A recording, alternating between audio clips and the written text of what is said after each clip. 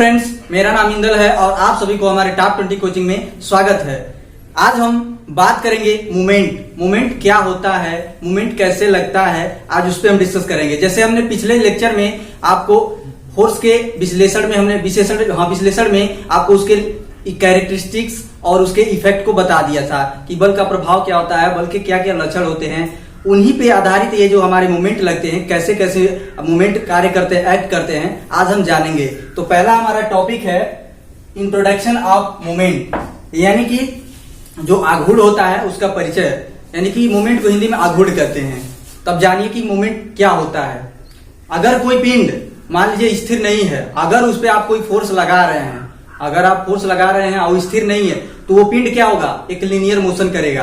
कैसे करेगा, एक आपको एग्जांपल से बता रहे हैं। मान लीजिए ये कोई पिंड है, ये हिंज नहीं है, कहने का मतलब ये अपने पॉइंट पे कहीं फिक्स नहीं है और ये स्थिर भी नहीं है। ठीक, अगर पॉइंट पे स्थिर रहता, हिंज रहता तो स्थिर रहता, अगर बद्ध रहता तो, लेकिन ये स्थिर नहीं है, यहाँ पे हिंज नहीं है कोई। ठीक, अब अगर इस पे कोई फोर्स लगाए हम, मान लीजिए 5 किलोमीटर का अगर हम इस पे फोर्स लगा रहे हैं, तो क्या होगा, ये पिंड जो है एक लीनियर मोशन करेगा, यानी कि ये ऐसे ऐसे मोशन करके एक स्ट्रेट लाइन में आगे की तरफ बढ़ेगा।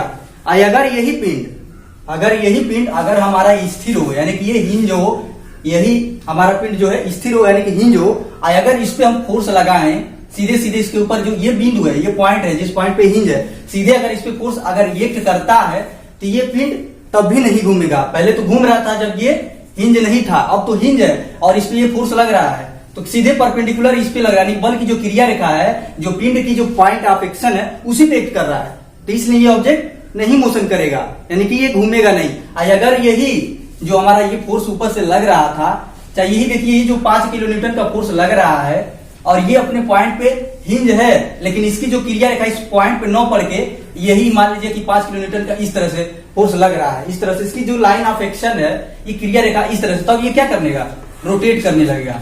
जब इसके ऊपर एकदम परपेंडिकुलर लग रहा था तो कोई मोशन नहीं कर रहा था, लेकिन देखिए थोड़ा सा इसकी लाइन ऑफ जो एक्शन है, यानी कि इसकी जो क्रिया पहले इस फॉर्म में थी, अब मान लीजिए किसी एंगल पे हो गई, अच्छा इस तरह से हो गई, तब ये क्या करने लगा, रोटेट करने लगा। ठीक, यानी कि इसके 3 लक्षण आपको देखने को मिले। जब स्थिर नहीं था तो लीनियर मोशन कर रहा था, जब हिंज था तो सीधे परपेंडिकुलर फोर्स उसी पे लग रहा था, तब घूम नहीं रहा था। अब देखिए थोड़ा सा इसका लाइन ऑफ एक्शन हमने क्या किया, रोटेट कर दिया हल्का सा, तो ये क्या हो गया, घूमने लगा।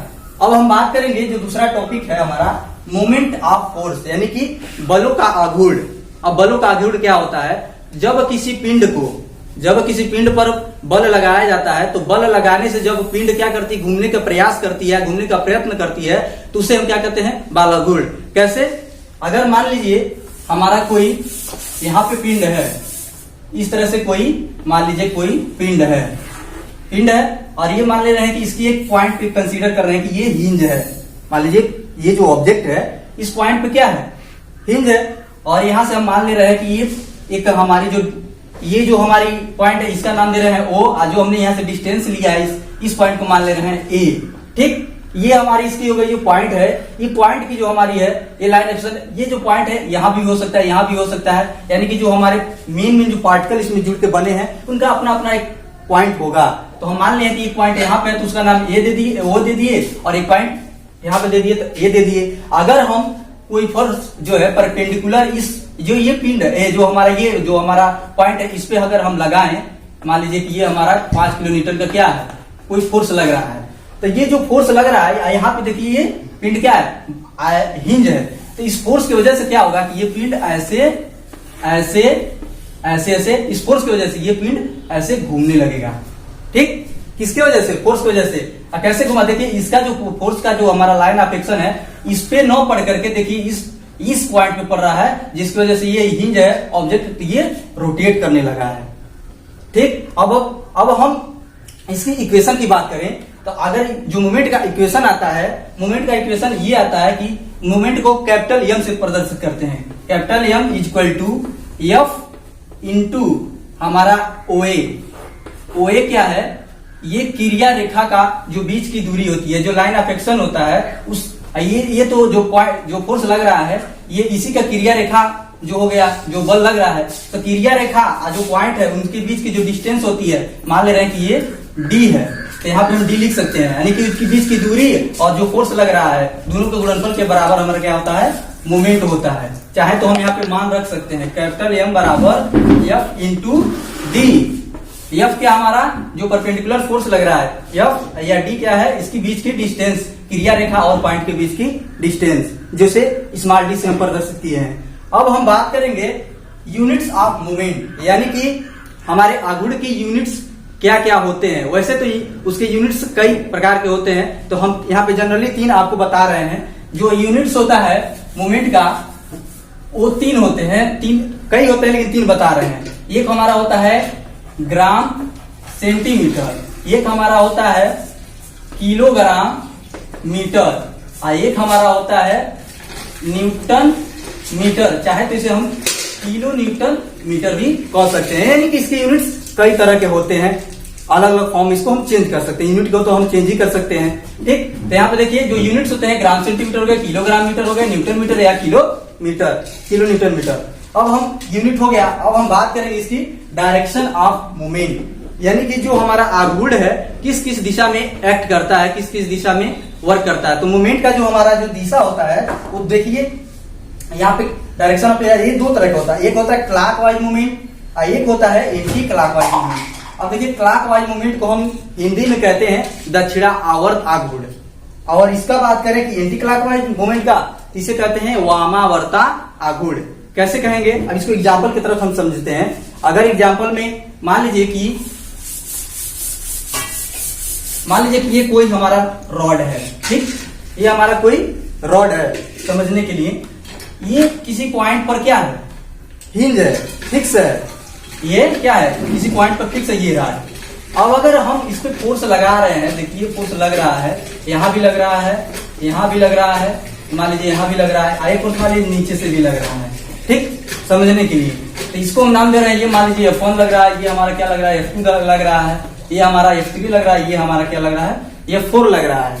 अगर ये हिंज है किसी पॉइंट पर, तो ये जो फोर्स है ये तो 5 किलो न्यूटन के या 10 किलो न्यूटन के, ये अपने अनुसार जो फोर्स रहेगा हम वहां पे लगा करके क्या करेंगे, उसे रोटेट करा सकते हैं, ये तो अपने अनुसार है। अगर हम इसे 5 किलो न्यूटन, इसे 10 किलो न्यूटन, इसे 3 किलो न्यूटन, तो ये अगर ये फोर्स हमारा अगर 2 किलो न्यूटन है तो इस पे कोई प्रभाव नहीं पड़ेगा, क्योंकि ये 10 किलो न्यूटन का है अकेले भी, और ये 5 किलो न्यूटन, अगर दोनों को जोड़ दे 15 किलो न्यूटन का इधर ही फोर्स लग रहा है केवल इसी पर। तो जब ये फोर्स इसी पर इतना ही डिस्टेंस पर लगेगा तो क्या होगा कि हिंज होने की वजह से ये जो रॉड है इस डायरेक्शन में घूमने लगेगा, ठीक, यानी कि मतलब ये हिंज होने की वजह से जो फोर्स लग रहा है तो ये ऐसे रोटेट करने लग रहा है, यानी कि घड़ी की दिशा में, यानी क्लॉकवाइज। जो सुई होती है किस दिशा में घूमती है, क्लॉकवाइज, यानी कि क्लॉकवाइज दिशा में ये घूमने लगेगी। यानी कि जिस फोर्स की वजह से ये क्लॉकवाइज में घूम रही थी उसे हम कहेंगे क्लॉकवाइज मूवमेंट, ठीक। अब अगर इसी के बीच में अगर हम इससे डिस्टेंस ले लें स्मॉल डी, तो देखिए हमारा वही हमारा जो है, अगर F1 के साथ ले रहे थे, F1 के जो हमारा क्रिया रेखा का जो हमारा यहाँ पे पॉइंट हो रहा है, और ये जो हमारा हिंज है जिस पॉइंट से इसके बीच की अगर दूरी ले ले F1 दिखा दे तो क्या हो जाएगा, मोमेंट के बराबर है। कैसे, अगर देखिए इस फोर्स की बात करें तो F1 और इंटू इसके बीच की डिस्टेंस कितना है, D, ठीक। देखिए इस पे परपेंडिकुलर ये फोर्स लग रहा है। अब हम बात करेंगे जो हमारा एंटी क्लॉकवाइज वाला होता है, एंटी क्लॉकवाइज मूवमेंट, यानी कि जो होगा वामावर्त आघूर्ण। क्या होता है, आप कुछ नहीं इसी राड पे समझ लीजिए, इसी राड पे हम समझाते हैं। अगर यही फोर्स मान लीजिए ये जो हमारे फोर्स लग रहे थे, ये हमारे फोर्स लग रहे थे, मान लीजिए कि यहाँ पे एक फोर्स लग रहा है कितना का, 5 किलो न्यूटन का। ध्यान से समझिएगा, ये 5 किलो न्यूटन का है, ये मान लीजिए 2 किलो न्यूटन का फोर्स है। इधर देखिए हम सीधे एक फोर्स लगा रहे हैं 25 किलो न्यूटन का, एक फोर्स इसी पे लगा रहे हैं मान लीजिए 20 किलो न्यूटन का, इधर लगा रहे हैं 5 किलो न्यूटन का। अगर इन दोनों फोर्सों को देखा जाए तो ये 20 किलो और 25 किलो न्यूटन क्या है, इन सारे बलों से क्या है, अधिक है, ठीक, क्या है, अधिक है। एक 20 किलो न्यूटन का अकेले है, एक 25 किलो, दोनों को जोड़े तो 45 किलो न्यूटन का फोर्स इस पे लग रहा है, इस रॉड पे। और ये रॉड क्या है, फिक्स है, एक जगह पे क्या है, किसी पॉइंट पर हिंज है। तो ये फोर्स अगर इस रॉड पे लगेगा तो इन दोनों जो फोर्स हैं इनका कोई इफेक्ट नहीं पड़ेगा। तो इसकी वजह से क्या होगा, ये रॉड इस दिशा में एंटी क्लॉकवाइज रोटेट करने लगेगा। यानी कि ये रॉड ऐसे घूमने लगेगा। अगर इसके बीच की डिस्टेंस अगर मान ले रहे हैं इस फोर्स जो ये 20-25 किलोमीटर का लग रहा है, ये D1 पे है दूरी पर, ये पॉइंट से क्रिया बिंदु रेखा से, तो ये क्या हो जाएगा, इसका अगर हम मोमेंट निकाल लें तो क्या होगा, ये 25 किलोमीटर का लग रहा है फोर्स 25, और ये कितना डिस्टेंस है D1, ये हमारा क्या हो जाएगा मोमेंट। अब हम बात करेंगे क्लासिफिकेशन ऑफ मोमेंट। तो इसको जानने से पहले इसमें हम थोड़ा एक बार और एक चीज और पॉइंट आपको कंसीडर करा दें। अगर हम जब इस फोर्स को जब हम न्यूमेरिकल लगाएंगे, जो अलग अलग फोर्स रखते हैं ऊपर नीचे, तो उसमें हम कंसीडर करते हैं दिशा की, किस दिशा में लग रहा है। तो दिशा डिपेंड करता है निगेटिव और पॉजिटिव पर। अगर हम उस पर फोर्स अगर अपने तरफ से, अगर मान लीजिए फोर्स ऊपर से लग रहा है, अगर उसको हम पॉजिटिव लग रहे हैं तो नीचे वाले जितने फोर्स लेंगे उसे निगेटिव लेंगे। अगर नीचे वाले को हम प्लस ले लेंगे तो ऊपर जितने फोर्स लग रहे हैं उसे हम पॉजिटिव ले लेंगे। यानी कि अपने अनुसार एक को प्लस लिए तो दूसरा को माइनस लेना पड़ेगा। ठीक, अब हम बात करते हैं क्लासिफिकेशन ऑफ मोमेंट, यानी कि जो आघूर्ण के वर्गीकरण, ये कितने तरह के होते हैं, कितने टाइप के। एक होता है टर्निंग मोमेंट, एक होता है बेंडिंग मोमेंट, एक होता है ट्विस्टिंग मोमेंट। हिंदी में क्या कहेंगे, टर्निंग मोमेंट को कहेंगे घुमाऊ गुण, और बेंडिंग मोमेंट को कहेंगे नमन गुण, और ट्विस्टिंग मोमेंट को कहेंगे मरोड़ गुण। आइए हम बात करते हैं टर्निंग मोमेंट की, यानी कि टर्निंग मोमेंट क्या होता है, जिसे हिंदी में कहते हैं घुमाऊ गुण। जब हम लोग अपने घरों में जब जाते हैं तो पहले क्या करते हैं, दरवाजा को ओपन करते हैं। जो दरवाजा होता है देखते हैं कि 2 पॉइंट या 3 पॉइंट पे किसी कब्जे द्वारा हिंज रहता है। ठीक, कब्जे द्वारा उसे क्या कहता है, हिंज रहता है। अब हम दरवाजा को जहां कब्जा लगा होता है वहां पे 9 बहुत फोर्स लगा करके, जहां कुंडी लगी रहती है, जो हमारा जो दरवाजा था जहां पे लॉक करने के लिए लगा था, वहां फोर्स लगाते हैं। जब फोर्स लगाते हैं दरवाजा क्या होता है, आसानी से बेंड हो जाता है, आसानी से यानी कि ओपन हो जाता है, हम लोग घरों में प्रवेश कर जाते हैं।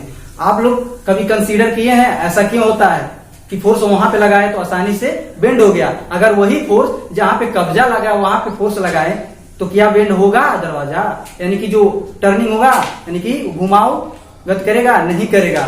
ऐसा क्यों नहीं करेगा, आइए एग्जांपल से समझ लेते हैं। कि मान लीजिए ये हमारा कोई, यहाँ पे देखिए ये हमारा कोई कपाट है, यानी दरवाजा है, ये दरवाजा है, या यहाँ पे मान लीजिए ये एक हिंज यहाँ पे जुड़ा है, एक हिंज यहाँ पे जो है, ये दीवार है। अब ये दीवार से क्या है, दरवाजा लगा हुआ है। अब देखिए क्या करते हैं कि हम सीधे इस पे जो हम फोर्स लगा रहे हैं, इस पे फोर्स मान लीजिए सीधे जो फोर्स लगाते हैं यहाँ पे, सीधे इधर फोर्स, मान लीजिए इस पॉइंट पे हम क्या किए, जहां पे कुंडी या कहीं भी इस लाइन पर कहीं पे हम क्या कर रहे हैं, फोर्स लगाते हैं, दरवाजा आसानी से क्या होता है, टर्निंग हो जाता है, घूम जाता है। ऐसा क्यों घूम जाता है, क्योंकि जो हमारा जहां पे ये कब्जा लगा है, इनके जो फोर्स जहां पे इसकी लाइन ऑफ एक्शन है, इसके बीच की जो डिस्टेंस होती है, इस डिस्टेंस की वजह से ही हमारा जो फोर्स लग रहा है, ये दरवाजा आसानी से घूम जाता है। कहने मतलब अगर यही डिस्टेंस यहाँ पे फोर्स लगा रहे हैं, यही फोर्स अगर यहाँ पे लगा दें तो क्या ये डिस्टेंस कम नहीं हो जाएगी, यानी कि यहाँ पे सीधे लगा दें तो ये डिस्टेंस कहाँ रहेगा। इसी डिस्टेंस की वजह से क्या हो, कितना हो, अगर फोर्स लगाए जहां पे हिंज है, दरवाजा बेंड टर्निंग नहीं होगा। यानी कि अगर दूरी अगर कितना हो, अगर फोर्स लगाए, दूरी अगर हमारा 3 मीटर 4 मीटर है, 1 मीटर है, आप फोर्स उसमें 5 किलोमीटर 10 किलोमीटर का फोर्स लगा रहे हैं, तो क्या होगा, दरवाजा आसानी से टर्निंग हो जाए। किसकी वजह से, दूरी की वजह से। और जो हमारा हैंड पाइप का जो हत्था होता है, उसमें देखते हैं जो हमारा हत्था लगा होता है हैंड पाइप का, वो लंबा होता है, लॉन्ग होता है। वो क्यों होता है, उस डिस्टेंस, यही डिस्टेंस क्या करता है, यही वाला दरवाजा जो ही हमारा हैंड पाइप का जो पाइप का जो हमारा होता है, जो हत्था इतना लंबा होता है, ये क्या होता है, उसकी यही डिस्टेंस होती है, यहाँ पे कनेक्ट रहता है, जो पानी नीचे से क्या करता है, ऊपर लाता है। ये क्यों, यही डिस्टेंस मेंटेन करता है। डिस्टेंस पे अगर यही हम क्या करते हैं, आसानी से यहाँ फोर्स लगाते हैं तो अप डाउन कर लेते हैं। यही फोर्स अगर यहाँ पे लगाते हैं तो क्या एक करता, नहीं करता। तो यही हमारा क्या होता है, टर्निंग मोमेंट, यानी कि घुमाव गुण। अगर हम बात करें बेंडिंग मोमेंट की, तो बेंडिंग मोमेंट जैसा कि नाम से स्पष्ट है, घुमाव गुण, नमन गुण, यानी कि जो बेंड हो जाए। अगर मान लीजिए कि अगर हमारा कोई यहाँ पे एक रॉड है, मान लीजिए कि ये हमारा कोई रॉड है, समझने के लिए मान लीजिए कोई रॉड है, और ये यहाँ पे क्या है, ये फिक्स है, ये हिंज नहीं, ये फिक्स है। हिंज का मतलब वो रोटेट कर सकता है उस पॉइंट के परिधि, जो फिक्स रहेगा वहां पे वो रोटेट नहीं करेगा। ठीक, मान लीजिए यहाँ पे ये किसी दीवार से या किसी ऑब्जेक्ट से क्या है, ये फिक्स है। अगर हम इस पे अगर फोर्स लगा दें 25 किलो न्यूटन का, ये फोर्स लगा दें तो क्या होगा, ये पतली रॉड है, ये आसानी से इस तरह से क्या होगी, बेंड हो जाएगी, इस तरह से। देखिए ये हमारा बेंड इस तरह से हो जाएगी, माने कि पहले स्ट्रेट फॉर्म में था, जब फोर्स लगाए तो क्या हो गया, आसानी से बेंड हो जाती है। और यही फोर्स अगर यहाँ पे लगाए तो बेंड नहीं होगी, कहा कि जहां फिक्स है वहां पे फोर्स का निगलेक्ट हो जाएगा, यानी कि विफल हो जाएगा।